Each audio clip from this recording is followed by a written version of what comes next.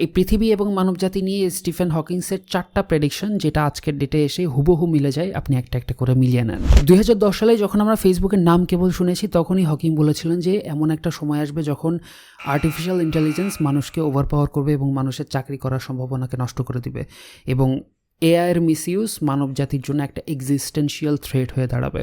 Climate change এবং global ওয়ার্মিংকে যদি এই মুহূর্তে যদি কন্ট্রোল করা না হয়, তাহলে এমন একটা সময় আসবে যখন গ্লোবাল ওয়ার্মিংকে রিভার্স করাটা অসম্ভব হয়ে দাঁড়াবে। নিউক্লিয়ার ওয়ার, ওভার পপুলেশন এবং রিসোর্স ডিপ্লেশন মানে হচ্ছে ফুড এবং পানির অভাব। এই তিনটা কম্বাইন্ড হয়ে যখন মানুষের জীবনে আসবে, তখন মানুষের জীবন ভয়াবহভাবে ক্ষতিগ্রস্ত হবে, মানুষের টিকে থাকাটা অনেক কষ্টকর হয়ে যাবে তখন। 4 নম্বর প্রেডিকশন এবং সলিউশন দুটো একসাথে। মানুষ যদি ভবিষ্যতে বেঁচে থাকতে চায়, তাহলে পৃথিবী ছেড়ে দিয়ে অন্য কোনো গ্রহে গিয়ে কলোনাইজ করতে হবে, যেটার কাজ অলরেডি ইলন মাস্কের স্পেসএক্স শুরু করে দিয়েছে। আপনারা অনেকে হয়তো শুনেছেন যে Elon Musk Mars mission plan করছে মার্সে কলোনাইজেশনের জন্য। আপনার কাছে কি মনে হয়? আমাকে একটু প্লিজ কমেন্টে জানান যে পৃথিবী কি আসলে ছেড়ে দেওয়া উচিত? আপনি কি থাকবেন মঙ্গল গ্রহে গিয়ে?